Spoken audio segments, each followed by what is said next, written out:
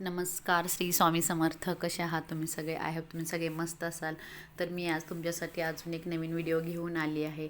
तर आपला आत्ता तुम्हाला तर माहितीच आहे, तर आपला आता पितृपक्ष सुरू आहे. तर आपला पितृ पंधरवडा सुरू आहे. तर याच्यामधले आता सगळ्या तिथी जर नाही का पौर्णिमा झाली, परत ना आहेवनवमी झाली, तर आता एक लास्टची तिथी राहते म्हणजे सर्व पित्री अमावस्या. तर आपण ही सर्व पित्री अमावस्या ती लास्टमध्ये का आहे, तर ह्या सगळ्यांमधून जे राहिलेले आहेत, म्हणजे चुकून कुणाचे श्राद्ध राहिलेले आहे किंवा नाही का कुणाचं काही काही प्रसन्न म्हणजे काही कारणास्तव राहिलेले आहे, तर त्यांनी ते लास्ट तिथीला सर्व पित्री अमावस्याला आपण ते श्राद्ध करायचे आहे. तर या अमावस्याला आपण आणखीनही काही उपाय करणार आहोत. तर काय उपाय करायचे आहे, तर अमावस्या दिवशी आपण सगळ्यांनी श्राद्ध पहिलेही केलेले असेल की आपल्या प्रत्येकाच्या नाही का घरामधील ज्या तिथी असतात त्या तिथीनुसार आपण श्राद्ध केलेले असते.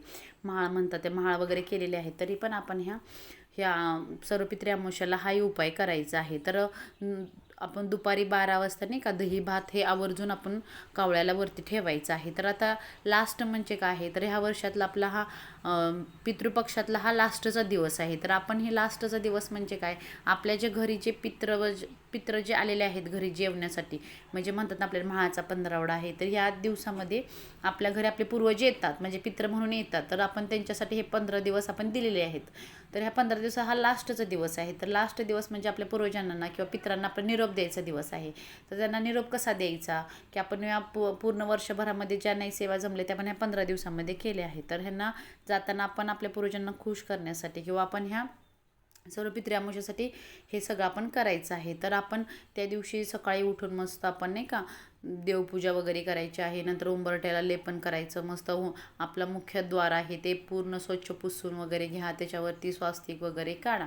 कारण हे आपण जर अमावस्याला आणि पौर्णिमेला तर करतच असतो, कारण अमावस्याला आणि आपल्या पौर्णिमेला आपण लक्ष्मी नाही का आपल्या घरामध्ये वास करत असते, आपल्या घरामध्ये येत असते. तर लक्ष्मी येण्यासाठी, कारण जिथं जिथं बघा स्वच्छता असते, जिथं जिथं एकदम स्वच्छता शांतता असते, तिथं माहीतच आहे आपली लक्ष्मी नांदत असते. तर आपल्या लक्ष्मी घरामध्ये येण्यासाठी हे आपण अमावस्याला करत असतो. तर ह्या अमावस्याला आपण सर्व पित्री अमावस्याला हे आपण सर्व स्वच्छ द्वार वगैरे स्वच्छ पुसून, मुख्य दरवाजा स्वच्छ पुसून, उंबरठ्याला हळदीचे लेपन करायचे आहे.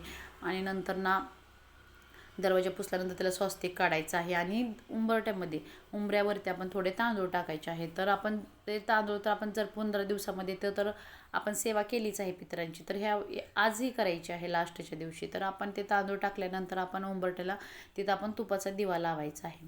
तुपाचा म्हणजे गाईच्या तुपाचाच असावा, आणि नसेल तर नाही का आपल्या जे आहे आता सहनशक्ती जे आपल्या घरामध्ये आहे तो दिवा आपण तुपाचा लावूया. आणि तो दिवा लावल्यानंतर त्या त्या दिव्यामध्ये तर काळे तीळ टाकायचीच आहेत, कारण आपण ज्या ज्या सेवा करतो पितरांसाठी तर त्याच्यामध्ये आपल्याला काळे तीळ आवश्यकच आहे, कारण ते आपण टाकायचीच आहे. तर ते तिथं लावायचं आहे. आणि तुमच्या घरामध्येही त्या दिवशी म्हणजे आपलं देवघर नेहमी नाही का वास्तुशास्त्रानुसार ईशान्य कोपऱ्यामध्येच असावं. तर ईशान्य कोपऱ्यामध्ये जर देवघर असेल तर देवघराच्या पुढे हे तुम्ही त्या दिवशी तुपाचा दिवा लावा. आणि तुपाचा दिवा तुम्हाला माहितीच आहे आपल्या देवघराच्या उजव्या ठिकाणी लावायचा आहे.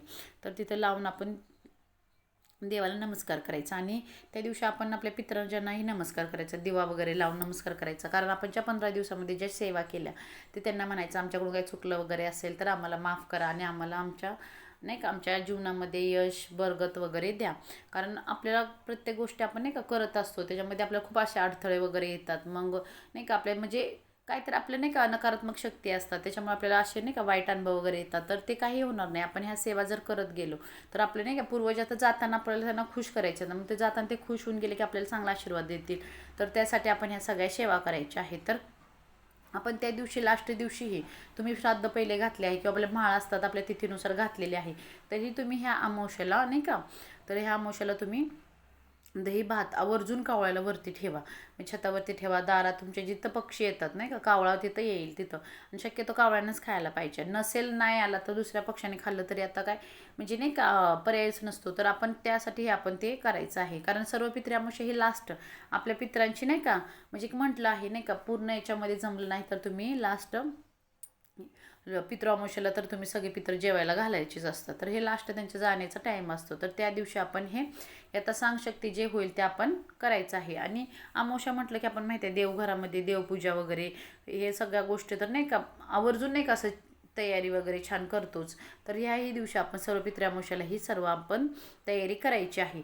आणि त्या दिवशी आपण नाही का आपल्या पूर्वजांना खुश करण्यासाठी यथासांगशक्ती तुम्ही काही दान करा.